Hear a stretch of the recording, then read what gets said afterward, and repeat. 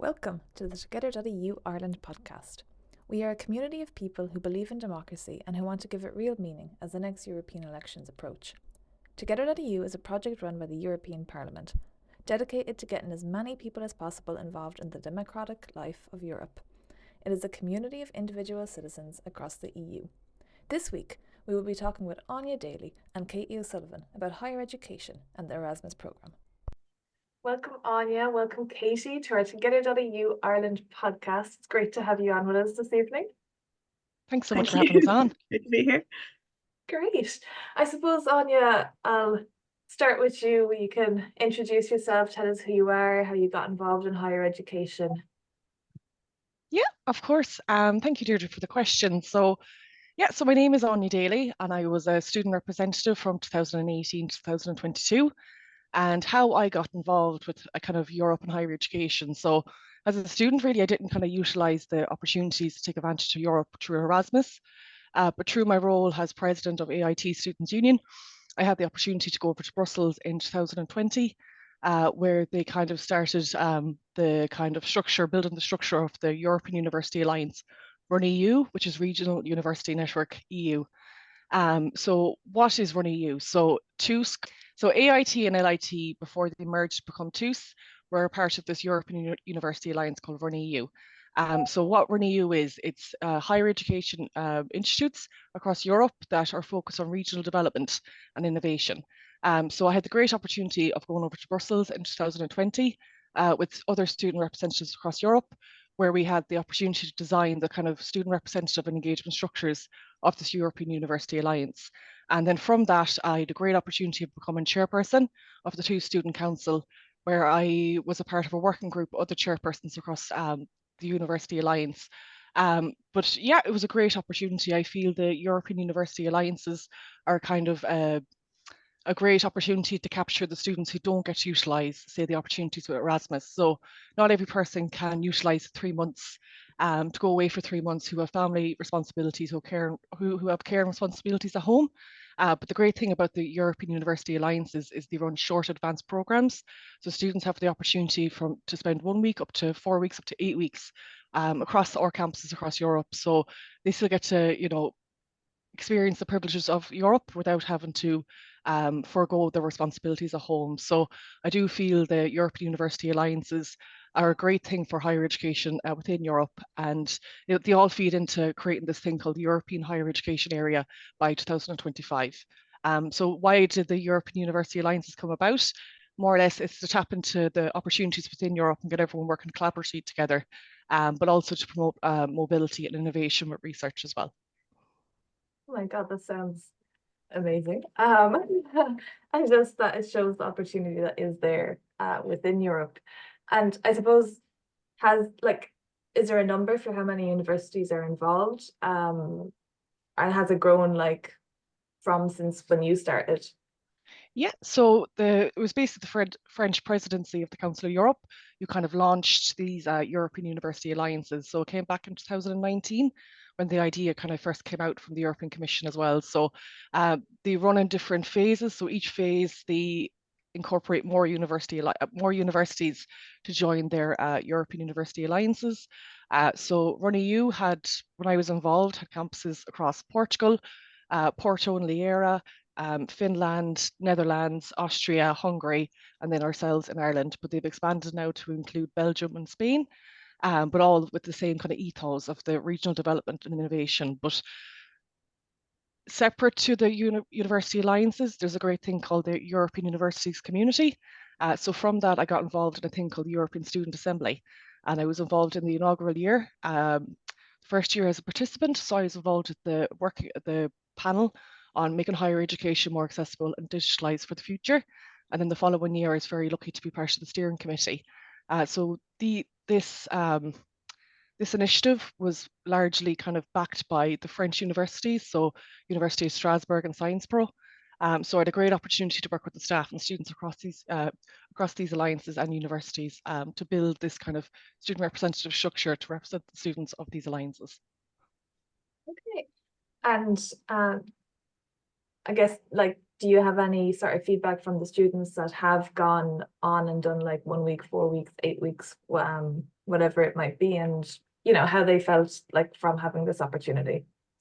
Oh, they loved it. The great thing about it is there was funding to support the students who were going abroad. So, of course, through the Erasmus, there was opportunities, but Erasmus Plus as well for those from disadvantaged backgrounds.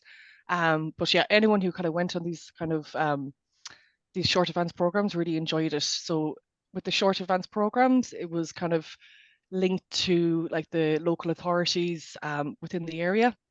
So actually, 2 years ago, I had a great opportunity. I went over to the Netherlands, Leeuwarden, which is 2 hours from Amsterdam, where one of our colleges, NHL Stenden, was based. And I had a great opportunity to take part in this thing called an innovation festival. So we linked with a local authority, kind of working on issues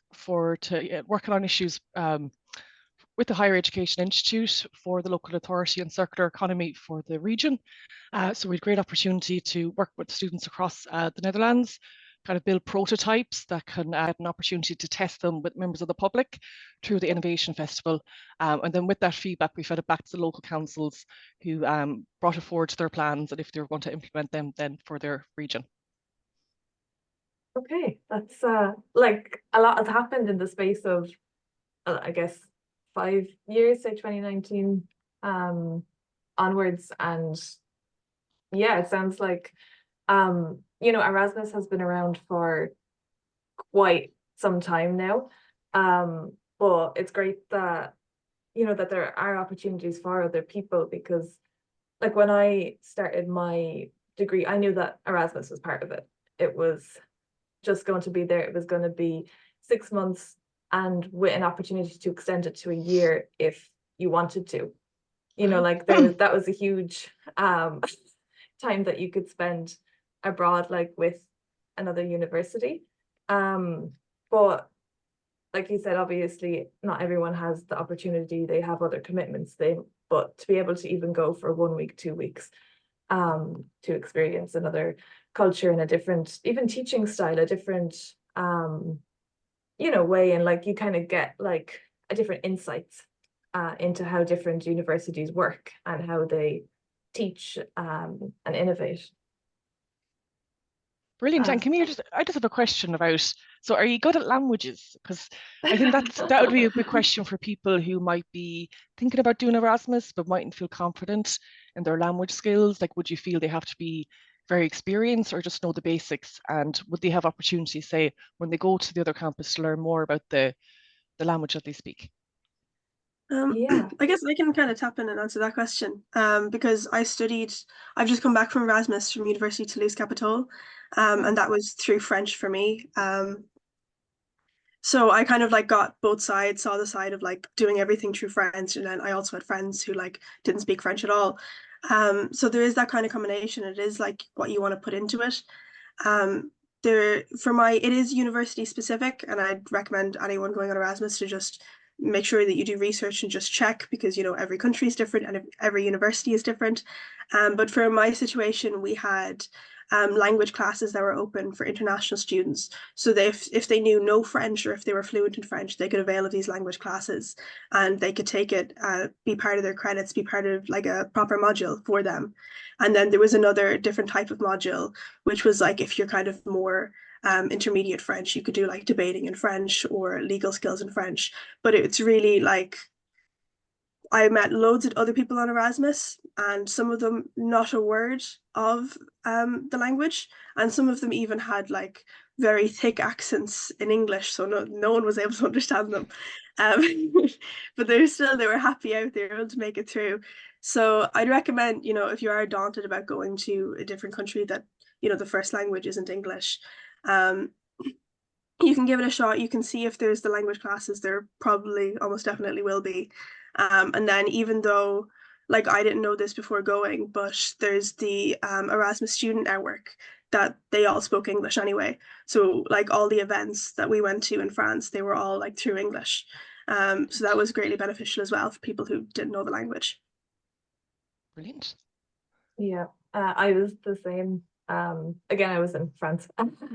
But yeah, we did like when we first, I think it was the first week, like with orientation, and we did different getting to know you kind of stuff, but we also did like a language test just so the university had like a range of from like the A1 to C, two or three, I can't remember now, I think it's C2 level for the framework. And then they could separate you out into those classes so that you'd be with people that are more your level when you're kind of learning French. So yeah, again, like there was people with A1 is the beginner level. Then I think a lot of people in B1 and B2 for the most part. So yeah, definitely when you're going to a university and you're with so many other people from every other country in Europe nearly, that obviously there are some that are going to want to speak the language of the country, and there are others that you'll be speaking English with. So, you know, it's very much not daunting at all from that language kind of perspective, because you're with so many other people in the same boat as you. Even if you are going over, say, just by yourself or with one other person that you might know from your university, you get to know people very quickly as well. Brilliant. I mean, like we're kind of at an unfair advantage as well with English as the kind of recognized language within Europe. But like it's understanding, and yes, we have that kind of privilege, but not to forego learning other languages or trying to kind of even just learn the basics of each language. And like the people, my friends from other countries appreciate that. You know, when you put the effort in and you do try to learn a bit about their culture and their language too. Yeah, there's always Duolingo as well. Yeah, exactly. Yeah, and that's such, like we had and this has been in a few, especially capital city, there's a lot of like language cafes. So you can go there and there'll be speakers from other countries, and they'll have like a table with the country on it, and you can just go and you can have like a conversation with them no matter what your level is. And I think that's a nice way to actually speak to a native speaker without that fear. Yeah. Because there's, at least I felt that I was afraid to speak because I was afraid my grammar was going to be wrong. And then as you go on to learn languages, you realize that no one speaks the correct grammar when as long as they understand language. what's happening, they can gauge. Like that's what I found, because there's a big difference between going from like being in education in Ireland when you're studying French, like the teacher will interrupt you and correct you on every little mistake that you make in your pronunciation, to then I ended up sitting exams in French that like the other French students were sitting, and I made so many grammar mistakes, so many errors, but it didn't matter because that's not what I was being like. You're not being tested on your proficiency. It's just if they can kind of understand what you're saying, then you're fine. Brilliant. I'll hold my hand up. I'm very bad at languages. I'm probably A1 in everything, even English.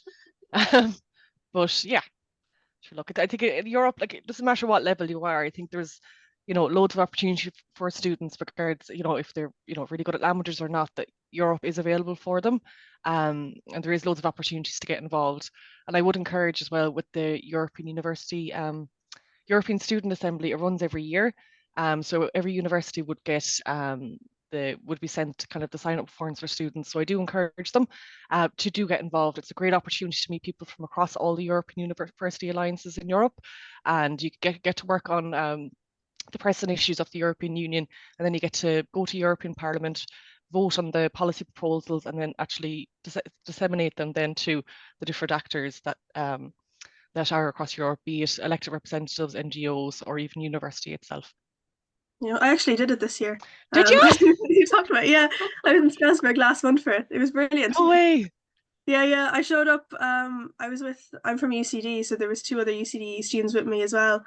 And then I show up and I find this crowd of Irish people from the different universities around the place. So that was brilliant. Like genuinely, I remember there was like one meeting that we had. Part of it is kind of like interpanel debates where you critique each other's proposals, and all the Irish people ended up just randomly being allocated to one room and we all banded together. God. It was funny.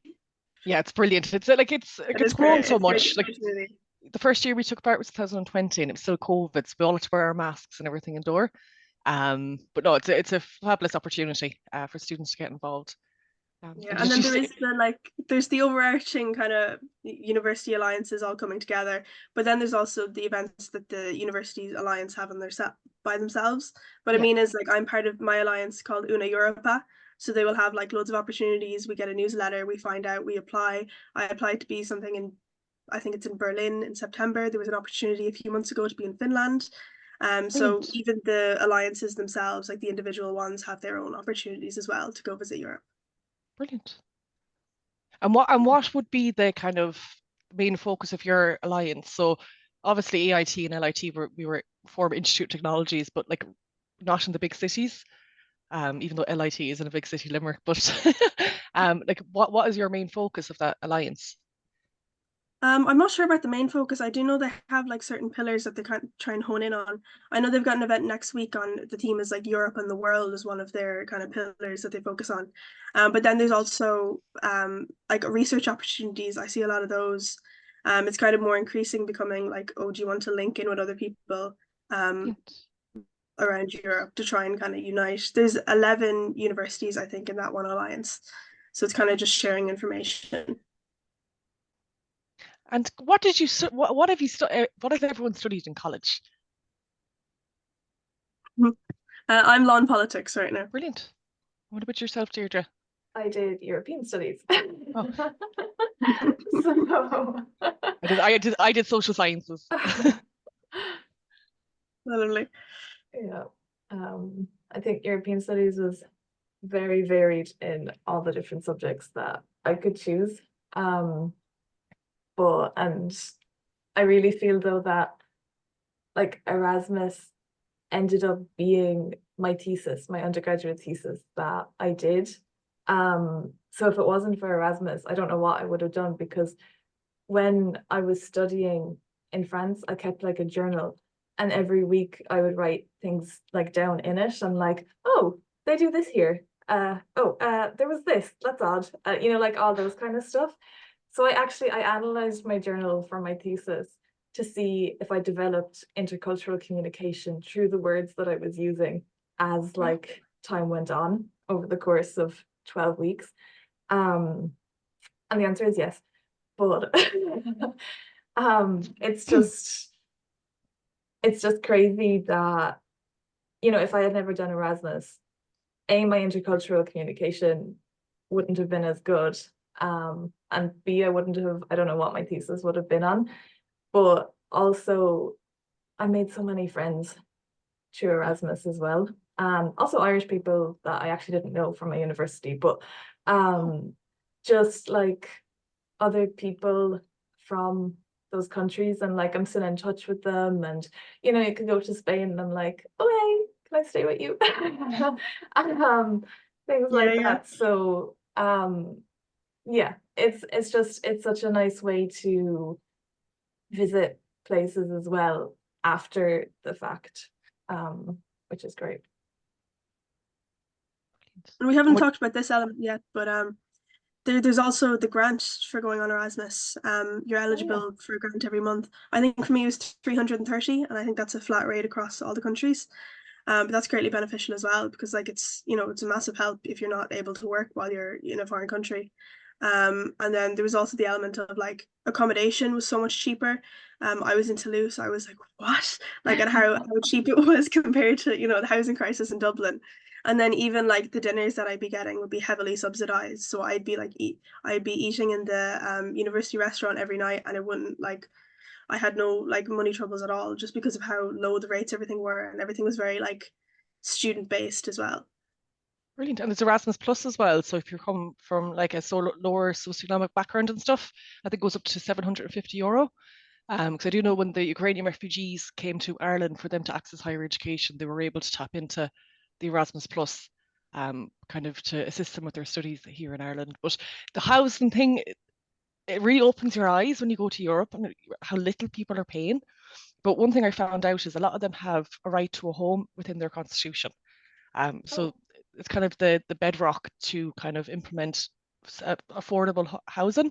Because I had a friend in Finland, had his own apartment, and he was only paying 400 a month while he was a student. 400 a month for his own Yeah. space.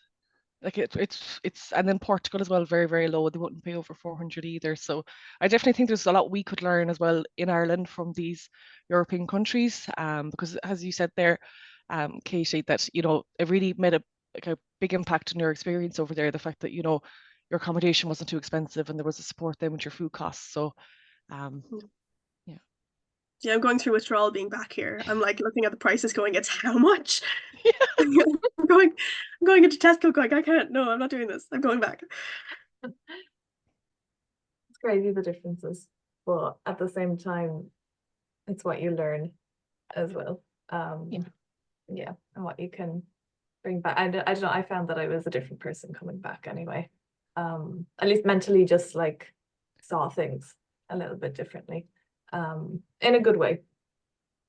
Just, yeah, I guess you kind of see things from other people's eyes. I think it really opens it up. Like you hear when you meet people from other countries and you're like studying with them, and they're telling you their stories and like what's going on in their country, and then you're seeing what's happening in whatever country you're doing Erasmus on. You really see the different perspectives and the different ways of doing things, when it's like reverse culture shock coming back. Yeah. Yeah. So yeah, reverse culture shock coming back, but then going over, you have culture shock. But I think the Erasmus Student Network can help a lot with that through the activities that that they do. I suppose you were the newest there, Katie. So Yeah. how did you find it all? Well, I think the Erasmus Student Network was brilliant. In my case, I know for like sometimes they do it where there's a Erasmus Student Network for a particular university. For Toulouse, it was just like all of Toulouse came together, so all of the universities supported this one network. And even it was such a relief, like looking at their Instagram before going over, because they had like a monthly calendar going, this is what's happening this month. So I was able to go, okay, this is what my first month looks like. This is what I can do to make friends. And it's all completely geared towards making friends as well. Even like if I'd be standing like at the edge of an event or whatever, and a volunteer would come up and be like, starting a conversation with me and then getting someone else to join the conversation. So I'd be meeting people as well. It's all geared towards making friends. And then as well as just the, getting to know people, there's the cool trips as well. We went to like medieval towns around Toulouse, like on little day trips. And then there'd also be the nights out and crazy stuff. They seemed very well funded because we definitely had a lot of fun. It was crazy stuff. They were handing out like, luminous lights and the things that you find in swimming pools, and everyone was throwing them around the place. Some of them you get an ESN card at the kind of start of Erasmus, and then that makes their events cheaper. And I remember like I think it's kind of Irish tradition to be kind of, if you find out that there's a night out, to be like, oh, but you have to like bring stuff. So even though we paid €8 to do this like night out, this house party pub crawl thing, we were expecting, oh, it's not going to be, there's just going to be the venue, there's not going to be anything there. They had everything, every type of alcohol, every type of sweet, every type of chocolate just ready for you, and it was only €8. So it is very like beneficial for both the fun and for the gaining friendships. Brilliant. Yeah, like it's a great kind of resource to have in like different countries as well, that kind of bring all that can bring all the students together and ensure that people are being social and have an opportunity to make friends, because not everyone would be comfortable saying classes just kind of initiating a conversation. So having those kind of additional opportunities for students to get involved. But I think it's funded through the European Commission as well. Same with the European Student Union. The European Student Union. I actually got involved with them through being involved in the Student Union in Ireland. So the European Student Union is an umbrella organisation. I think it's been around since the 80s, with the National Organisation for Students in Ireland, the USI, is a member of ESU. So they kind of fight for students' rights in regards to social, economic and cultural, but also ensuring that the student voice is front and centre in regards to these European University Alliances. I do think there's one issue they are kind of really focal and active on, is the recognition of dual degrees within Europe, because there's some legality with them.